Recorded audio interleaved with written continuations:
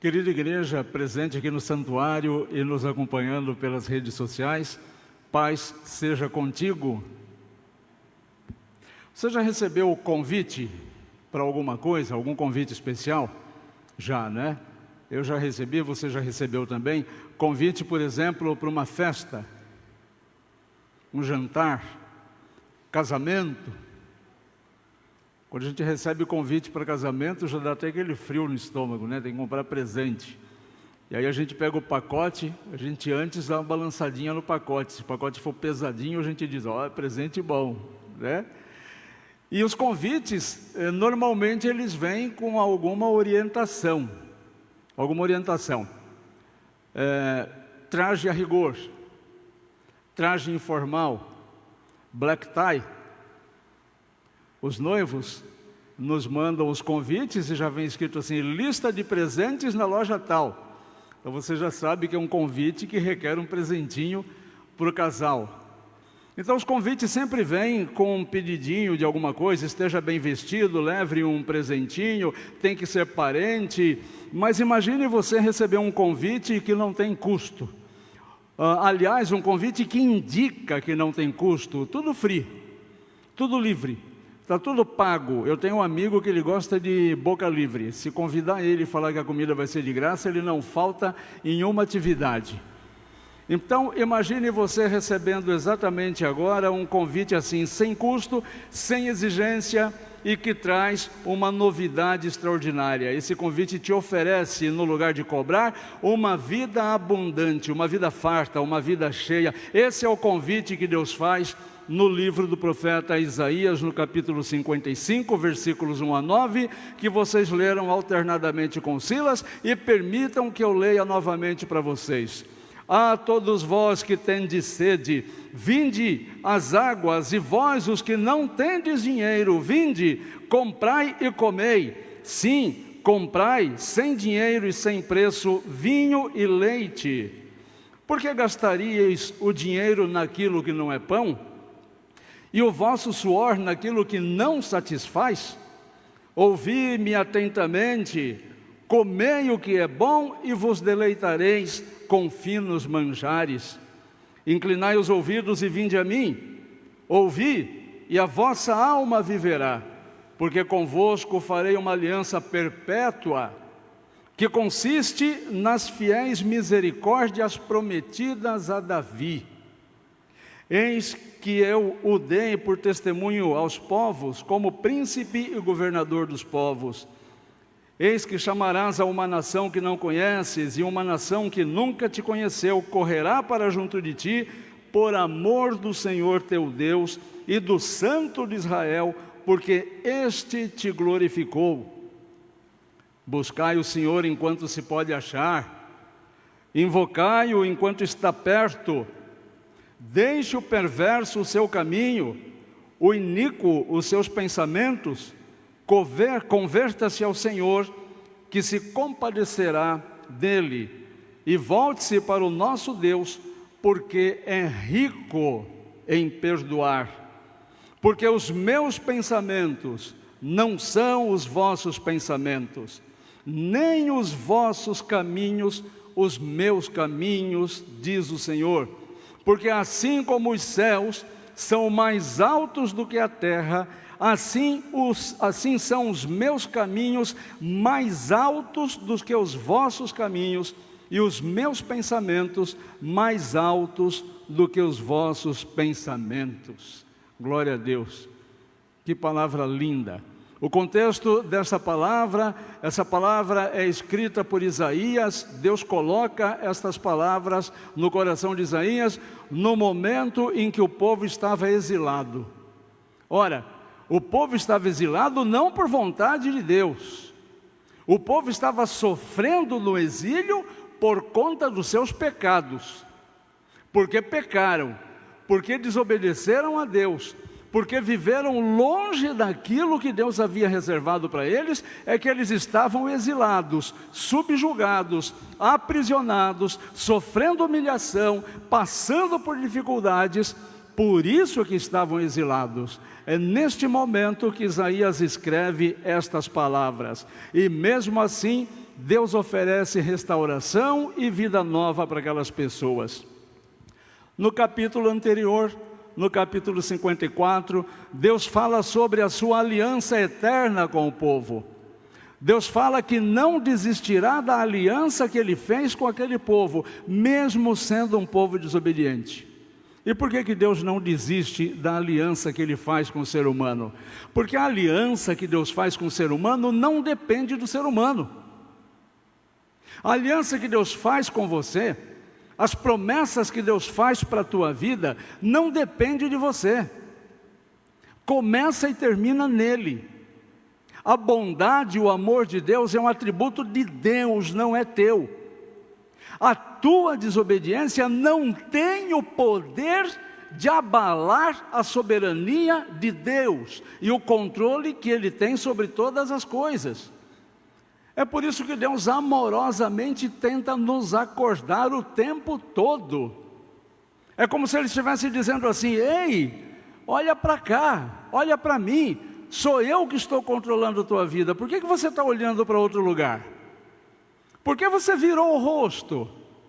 Porque quando você vira o rosto, quando você olha para outro lugar, quando você tira o olhar de mim, você tropeça e cai. A minha netinha foi em casa esses dias e o meu óculos estava na mesa onde eu estava trabalhando, e minha netinha sentada do lado, com folhas em branco de rascunho, obviamente, produzindo as obras de arte dela. E aí ela olhou para o óculos na mesa, e ela disse: vovô, não vai colocar os óculos? E eu disse para ela: não, Elisa, agora eu não preciso do óculos.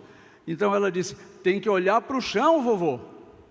Se não olhar para o chão, vai ralar o joelho. Agora transporta isso para o nosso relacionamento com Deus.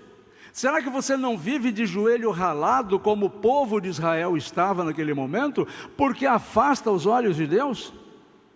Será que teu joelho não tem sangrado, machucado, justamente porque você tira o foco, o olhar, você perde a oportunidade de fitar Deus para ver para onde Deus está apontando para você caminhar? E mesmo assim, mesmo tendo o povo pecado, mesmo estando o povo no exílio, Deus diz para aquele povo que está anunciando que a aliança não foi interrompida. A aliança não foi interrompida. E agora, nesse texto, ele convida o povo a experimentar novamente a abundância da sua graça. E o que é extraordinário é que este convite que ele fez naquele tempo, para o povo que estava exilado, ele está fazendo novamente hoje, para mim e para você. Porque em alguns momentos da nossa vida, em alguns períodos da nossa vida, nós também nos tornamos exilados, nós também nos tornamos prisioneiros de alguma coisa. Esse convite está aberto até hoje, e a pergunta que precisa ser feita já no início desta mensagem é: vamos aceitar esse convite ou vamos ignorar esse convite? Tem 3 lições que nós podemos aprender com o texto que nós acabamos de ler de Isaías. O primeiro está nos versículos 1 e 2. Ó vós todos que tendes sede, vinde às águas, e vós que não tendes dinheiro, vinde comprar e comei. Esse foi para mim. E vós que não tendes dinheiro, vinde e comprai e comei. Quantas vezes nós ouvimos essa chamada, esse chamamento de Deus, e nós não entendemos? Quem já sentiu sede, muita sede? Deve ter sido um evento que você não se esqueceu com facilidade. Os filhos, às vezes vai para um passeio, e cada vez mais os lugares de passeio estão tirando a água, né? Depois da pandemia, então, nos shoppings tinha aqueles bebedouros, não tinha? Você esguichava lá, saía aquela água geladinha, podia beber. Agora não tem mais. Aproveitaram a desculpa da pandemia, já está contaminado, mas as garrafinhas de água mineral a R$10 estão tudo lá à disposição. E quando a criança fica com muita sede, começa a pedir água para os pais. E quando você próprio está com muita sede, quem tem dinheiro compra a famigerada garrafinha de água mineral. Mas e quem não tem dinheiro? Você já viajou e ficou com muita sede e estava esperando chegar em algum posto ou o ônibus parar, ou como é no tempo meu e do Alexandre Escombate, esperando o trem parar, naquelas viagens de São Paulo que a gente gastava 12 horas de trem, ficava esperando chegar em Bauru para dar uma paradinha na estação de Bauru. Saía da Estação da Luz, era 6 horas até chegar na estação de Bauru, depois mais 6 horas para chegar aqui, dava aquela sede. Aí passava lá aquele moço lá, batendo lá o negocinho lá, falando restaurante, Guaraná, a gente ficava azul, né, querendo alguma coisa, e os pais da gente não tinham dinheiro para comprar, então o homem passava assim com aquele palitozinho branco dele, a gente ficava acompanhando ele com os olhos. Era o homem mais bonito do trem, porque ele tinha aquilo que a gente queria. E por que o corpo sente sede? Por que o corpo sente sede? Porque 60% do seu corpo é líquido. 60% do seu corpo é composto de água, de líquido. E quando nós temos essa quantidade de líquido, Deus não colocou essa quantidade de líquido à toa. Nós precisamos dessa quantidade para o corpo funcionar bem. Se nós não temos essa quantidade toda de água no nosso corpo, começa a dar problema,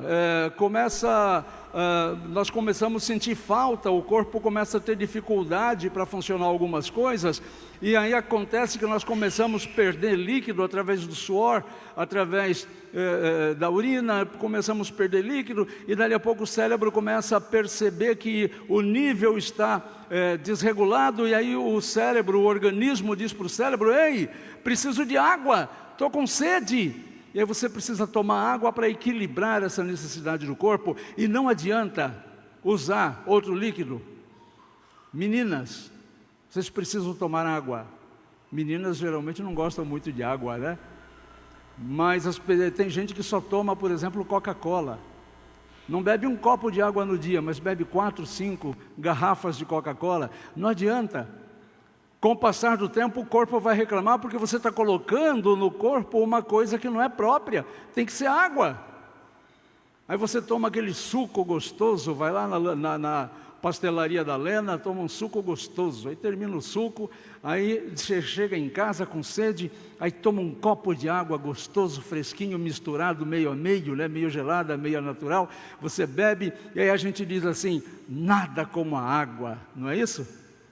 A água mata a sede. A água é tão importante que tem gente que não consegue ficar 1 hora no culto sem beber água. Precisa levantar e tomar água. E não mata a sede, levanta 3, 4 vezes para ir tomar água. Então veja a importância da água para o corpo de uma pessoa. Mas não adianta colocar outra coisa que não seja água. Então a pergunta é, da mesma forma que nós temos sede de água, nós temos sede espiritual. Mas igualmente, muitos tentam saciar essa sede espiritual com coisas que não preenchem. Coca-Cola não mata a sede. E essa sede espiritual que você tem, não é qualquer coisa também que sacia. E tem gente que busca saciar, como no lugar da água, a sede espiritual, saciar com outras coisas, porque fica aquele vazio no coração. O ser humano, ele foi feito para ser adorador, foi para isso que Deus criou o ser humano. Então, se ele não adorar Deus, ele vai adorar qualquer outra coisa, porque vai ter essa necessidade. E quando a pessoa vai saciar essa necessidade com outras coisas, ela começa a adorar relacionamentos. Não é isso? Não tem gente que morre e mata por causa de relacionamentos? Termina um relacionamento, não aceita o término daquele relacionamento, aí vem aquela famosa frase: se não pode ser minha, não vai ser de ninguém. Vai lá e mata a pessoa, depois se mata. Podia ter invertido, né? Poderia primeiro se matar, para depois matar a pessoa, talvez a outra ficasse viva. Mas tem gente que vai lá e tenta se satisfazer com relacionamentos. Eu já falei para vocês, né? Uma vez eu atendi uma moça da minha igreja, com a igreja que eu pastoreei, que ela queria manter um relacionamento com um rapaz que não era da mesma fé, uma coisa que a Bíblia anuncia como pecado, é o tal do jugo desigual. E eu disse para ela, eu não posso abençoar essa tua relação. Por quê, pastor? Eu falei assim, simples. Quem vai tirar quem primeiro da igreja? Você vai trazer ele para a igreja ou ele vai tirar você da igreja? Porque é a mesma coisa que você ter uma carrocinha, uma charretinha e amarrar 2 cavalos.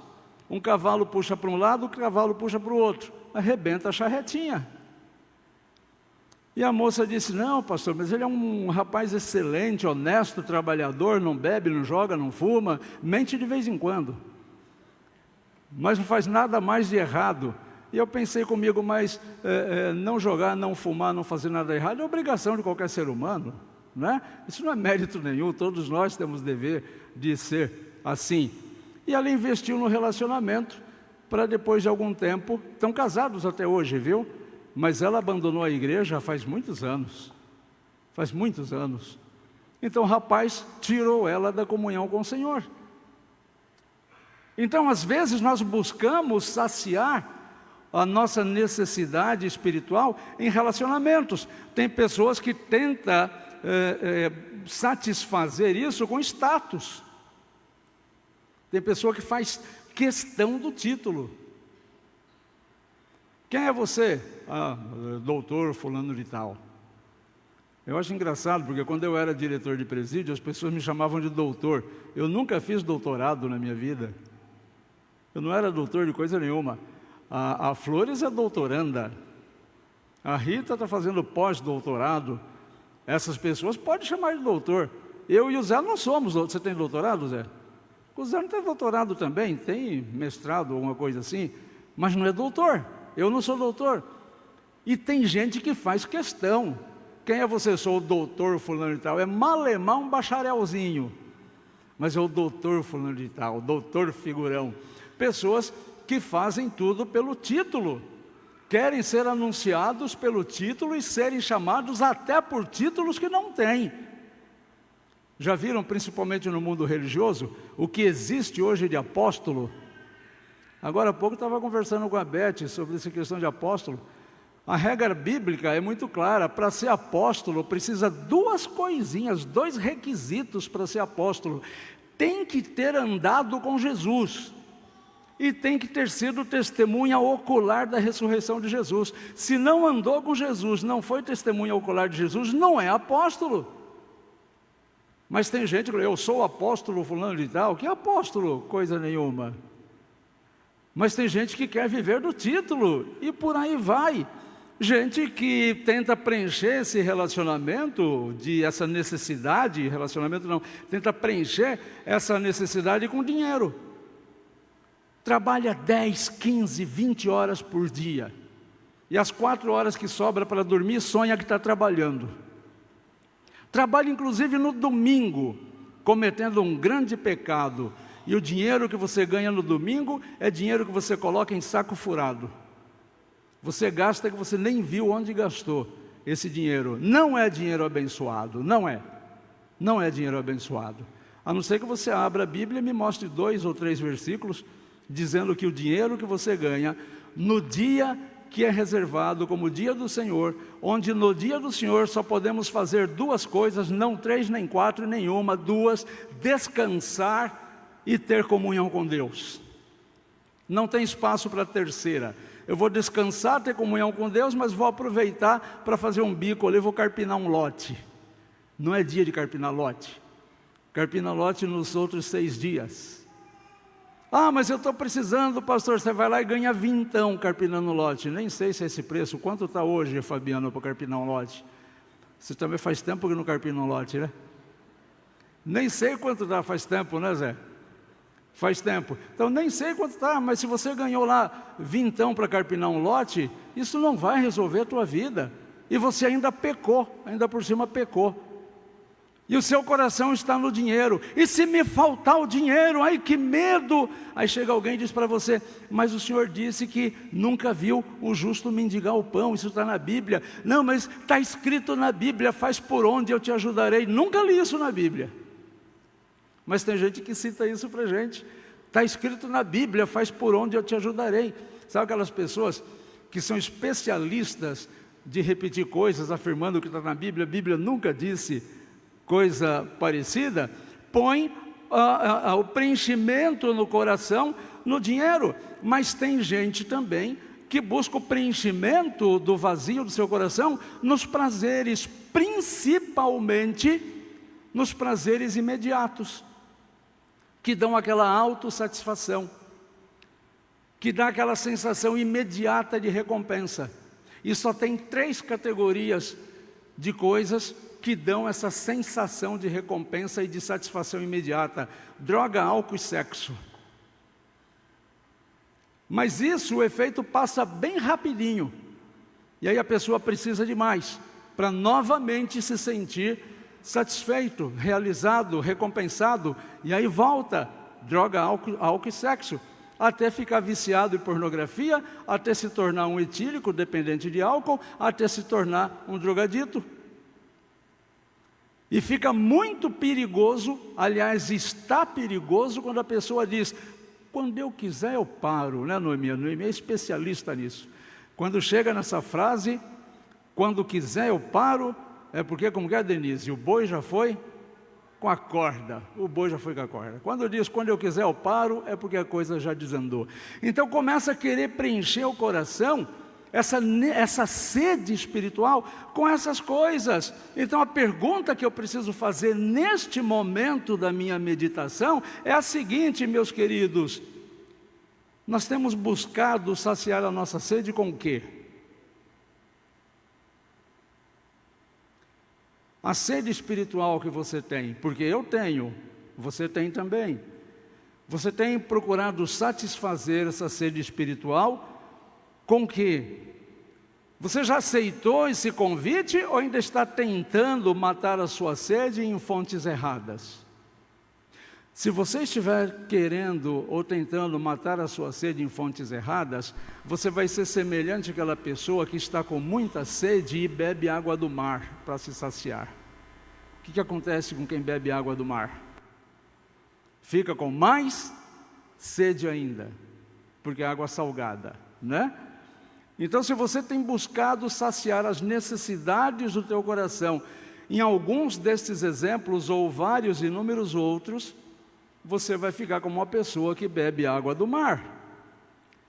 Segunda lição: Deus quer um relacionamento real com você. Busque Deus enquanto se pode achar.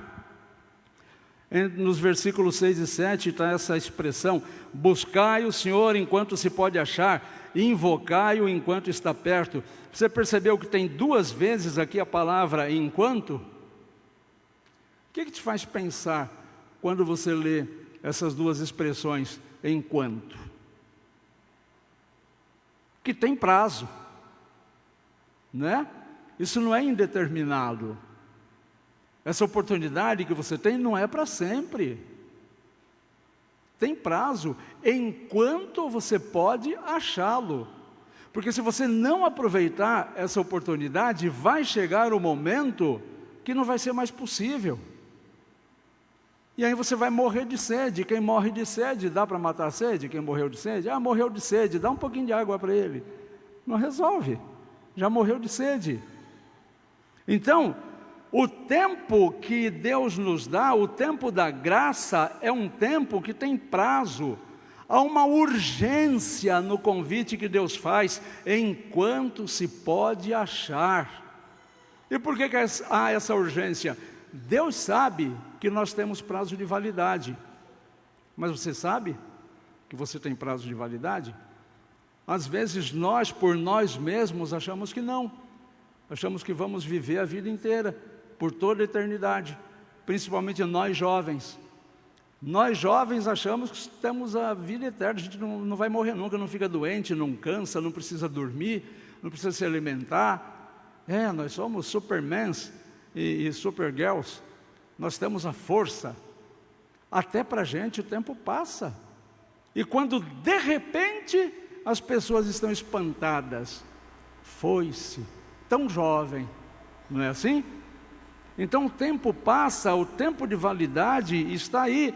Isso significa que um dia, meu irmão, um dia, minha irmã, vai ser tarde demais. Pensa nisso. Você que está tentando encontrar outras fontes para saciar a tua sede, pensa nisso. Vai chegar uma hora que vai ser tarde demais.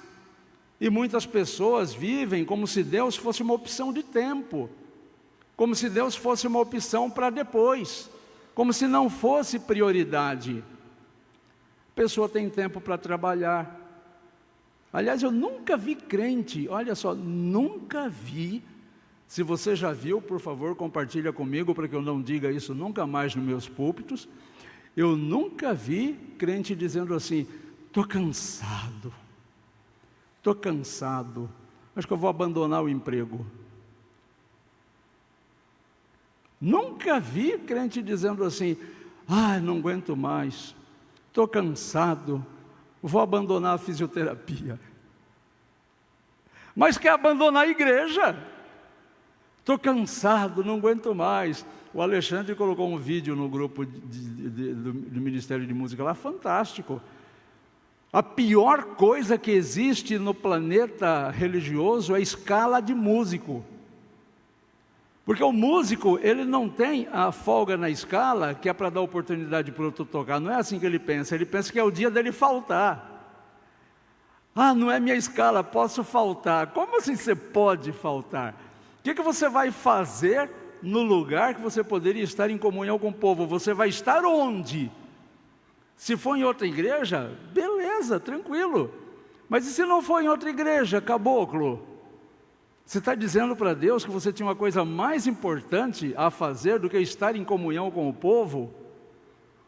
Porque você sozinho não é igreja. Para você ser igreja, você tem que estar com o grupo. Esses pastores de 1,99 das mídias sociais que falam: você é igreja. Você não é igreja. Você é parte do corpo. Hoje falei isso de manhã em Bastos, né? Foi uma ilustração que eu ouvi muito própria. Se você vai andando na rua, você vê um corpo sem pé, qual que é a sua reação? Chama atenção, não chama? Um corpo sem pé. Você diz assim: poxa vida, está faltando um pé. Aí você imagina: poxa, o que será que aconteceu com o pé dessa pessoa? Meu Deus, perdeu um pé. Aí alguém diz assim: conheço, até o mês passado tinha pé. Mas aí vida que segue, né? Você vê um corpo sem pé, a pessoa andando lá com a muletinha, a vida que segue. Mas e se for o contrário, você vê um pé sem o corpo andando na rua? Eu ia correr 6 meses sem parar, sem olhar para trás, sem vacilar, igual aquele corinho que a gente canta: sem parar, sem vacilar, sem olhar para trás. Ninguém me pegava naquela carreira. Se eu visse um pé andando sozinho na rua, tá bom que eu ia ficar para perguntar o que está acontecendo, de jeito nenhum. E assim é a igreja.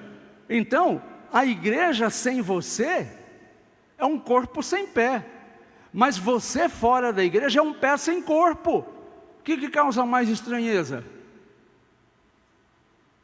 Então, escala é assim. Eu me arrependo até a alma, Rafael. Quando eu cheguei aqui na igreja, que eu conversei com o Rafael, parece que não tinha escala, e tinha muita gente participando. Eu falei: Rafael, vamos botar uma escala. Me arrependo, Jesus, me perdoa, Jesus. Já pedi perdão 10.000 vezes, porque dei espaço para o capeta usar minha cabeça e propôs esse negócio de escala. Então, nós temos que pensar nisso também, meus queridos, minhas queridas. Nós temos que pensar nisso. Há uma urgência enquanto se pode achar. Um dia eu me entrego, um dia eu mudo, um dia eu busco mais a Deus. Quem promete que um dia vai fazer, não faz, não vai fazer. Não vai. Não vai. Quer que eu repito? Não vai. A partir do mês que vem, vou me consagrar mais a Deus. Não vai. A partir do mês que vem, vou me tornar um marido melhor. Não vai. A partir do mês que vem, vou fugir do reino das mocreias. Vou deixar de ser mocreia a partir do dia 1º do mês que vem. Não vai. A partir do mês que vem, vou ser um melhor filho. Não vai. Por que não vai? Porque quem quer mudar alguma coisa, não marca a data para mudar, muda já. Qual a diferença? Se eu quero me tornar um marido melhor, é a partir de agora, a partir de hoje. A partir de hoje, não uso mais a expressão, vou ajudar a minha esposa em casa. Porque se eu ajudo a minha esposa em casa, é porque eu reconheço que o trabalho é só dela, e o trabalho não é só dela, é nosso. Então não é ajudar, vou fazer com, não ajudar. Filho, vou honrar mais o meu pai e minha mãe, só se for a partir de agora. Eu fiz isso. Quando eu falei ontem com os jovens aqui, eu fiz isso quando eu estava na 5ª série, repeti a 5ª série pela 3ª vez, por bagunça. Eu achava que eu estava agradando todo mundo, e aí eu percebi que as pessoas que eu estava agradando iam passando de ano, iam ficando embora, e o espertão aqui ia ficando. 3 anos repeti a 5ª série, por causa de bagunça. No 3º ano eu vi minha mãe chorando, 11 horas da manhã na rua, aquele sol, no dia da reunião da escola. Fui lá, alcancei minha mãe, olhei para ela, o rosto dela chorando. Mãe, passei de ano, pergunta mais idiota do mundo, eu sabia que tinha repetido pela 3ª vez. E ela disse para mim, até quando vou passar vergonha com você? Eu falei, nunca mais, nunca mais. E foi ali do lado dela, às 11 horas da manhã, naquela rua, perto do Parque do Chaves, em São Paulo. A partir dali, minha mãe nunca mais recebeu notícia ruim a meu respeito.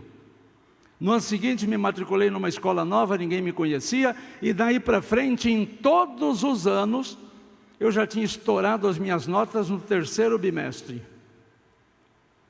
Fazia minhas provas depois, nem precisava mais fazer prova, mas fazia, porque o limite era por conceito de letra, era conceito A, B, C, D, E, igual o Mamonas Assassina canta, né? Que tirava C de vez em quando D, não, tirava D de vez em quando C. Eu tirava só A. Fiz um curso de especialização. O ano passado fiquei muito bravo quando eu olhei o meu currículo, veio lá uma matéria que veio com 9,5. Fiquei possesso. Porque nunca mais minha mãe recebeu notícia ruim a meu respeito. Então não tem essa que a partir do mês que vem, é agora. Não tem essa a partir de amanhã, é agora. Então quem diz que vai fazer depois é igual catecúmeno. Estou feliz das pessoas que estão fazendo a classe de catecúmeno, porque aquelas que dizem, vou deixar para a próxima, não vai fazer. Nem nessa turma, nem na próxima. Não vai fazer.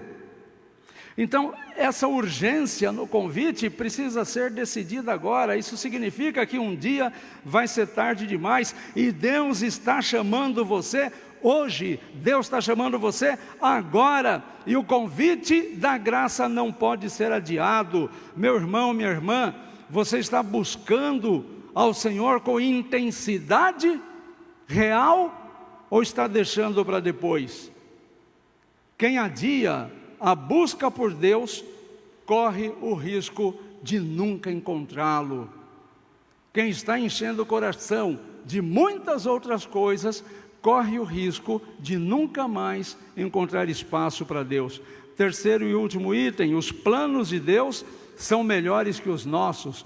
Confie, os versículos 8 e 9, porque os meus pensamentos não são os vossos pensamentos, nem os vossos caminhos os meus caminhos. Quantas vezes nós questionamos Deus?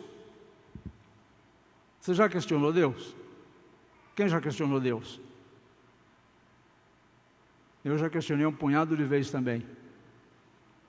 Senhor, estou entendendo nada.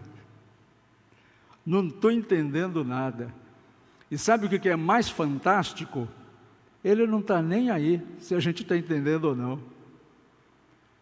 Num grande número de vezes, ele não dá explicação nenhuma. Ele só quer que você confie. E sabe por que ele não dá explicação? Porque Ele sabe que o que Ele tem para você é melhor do que o que você está querendo. É melhor do que o que você tem buscado. é melhor do que aquilo que leva você a fazer birra com Deus. Então Ele sabe o que é melhor, e se Ele sabe, isso basta, e você tem que confiar nele. Nós queremos entender os caminhos de Deus, mas a boa notícia é essa, que os planos dele são muito maiores e melhores do que os nossos. Se Deus diz não para você agora, é porque lá na frente Ele tem algo melhor. Não foi isso que nós cantamos? Aliás, parabéns pelas escolhas da música. Não sei se leu o lecionário, porque todos os líderes receberam os lecionários, e as canções de hoje todas combinando com os textos da liturgia de hoje. Então, se Deus diz para você não agora, Ele tem alguma coisa melhor. Se Ele te leva por um caminho difícil, porque está difícil você caminhar por Ele, é porque lá na frente Ele tem um propósito para você. E você precisa passar por esta experiência, para você estar pronto para aquilo que Ele quer lá na frente com você. Quem confia nos planos de Deus vive com mais paz, com mais segurança. E nós precisamos confiar em Deus mesmo quando nós não entendemos nada. Concluindo, o que nós vamos fazer com esse convite? Esse convite que nós lemos hoje. Deus está chamando os sedentos para receberem graça. Eu tenho sede de Deus, muita, insaciável, eu quero cada vez mais. E você? Você tem sede de Deus? O tempo da graça não é infinito, segundo a lição que nós aprendemos. Precisamos buscar o Senhor e precisamos disso agora. Terceira lição que nós aprendemos: os pensamentos de Deus são melhores que os nossos. Precisamos confiar em Deus. E agora, vamos aceitar o convite de Deus hoje? Ou vamos ignorar mais um dia? Amanhã, talvez? Deixa eu pensar melhor sobre esse assunto. Amanhã eu vejo. Preciso falar com meu pai, minha mãe, com meus filhos, meu marido, minha esposa. Preciso ver o que vão dizer lá em casa. Preciso pensar na opinião dos amigos. Ó vós, todos os que tendes sede, vinde às águas. A nossa oração é para que os nossos corações sejam sensíveis à voz de Deus e para que respondamos a esse convite com fé e obediência. E não tem nada a ver com idade. Davi era um adolescente quando foi chamado por Deus, e Moisés tinha 80 anos quando foi chamado por Deus. Então, que desculpa você tem? Se Moisés tinha 80 anos e Deus fez algo extraordinário com a disposição dele, se Davi era um adolescente e Deus fez alguma coisa extraordinária com aquele adolescente, pelo sim que ele disse a Deus, por que não faria com você? Que desculpa você tem para não aceitar esse convite? Vinde, comprai sem dinheiro, recebam dessa água viva que é Jesus, não espere mais. E é óbvio que eu preciso te dar essa oportunidade agora de você se decidir. Porque se eu falar para você se decidir, você fala assim, poxa, amanhã talvez você vai para casa e não vai acontecer nada. Mas também não ache que é possível você mudar a tua vida 100%, totalmente, radicalmente, a partir de hoje, dormir, plim, acordei outra pessoa. Isso é impossível. O processo de santidade dura toda a nossa vida. Até o último dia de suspiro, nós estaremos nos santificando. O importante é que hoje estejamos melhor do que ontem, que hoje estejamos melhor que no domingo passado, que amanhã nós estejamos melhor do que hoje. Mas para isso não dá para adiar nada. Então eu proponho que você escolha uma coisa na tua vida, e você sabe qual que é, que você precisa mudar. E mudar hoje, melhor, mudar agora. E não tem nada a ver com sentimento, não tem nada a ver com sentimento de culpa, não. Não tem nada a ver com remorso, também não. tem a ver com arrependimento. E arrependimento não é sentimento.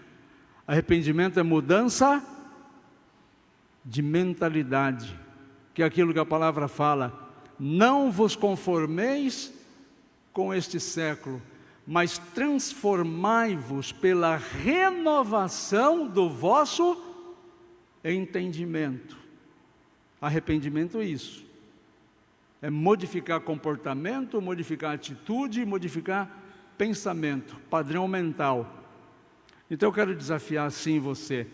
Eu queria que você escolhesse uma coisa na tua vida, não precisa ser duas, uma coisa que você sabe que você precisa mudar. Você sabe. Eu sei. Você sabe. Nós temos muitas coisas para mudar. E o Senhor está fazendo o convite, mas tem que ser agora, tem que ser já. Então eu recomendo que você escolha uma coisa para você mudar hoje. Mas se eu não levar você a assumir esse compromisso com Deus, quando chegar na porta, na saída, você já esqueceu. Então eu quero te desafiar.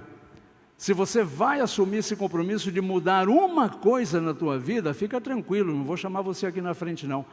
Mas eu quero que você fique de pé no seu lugar, onde você está, você fique de pé. Se você resolveu hoje mudar pelo menos uma coisa na tua vida e não deixar para amanhã, fica de pé no seu lugar.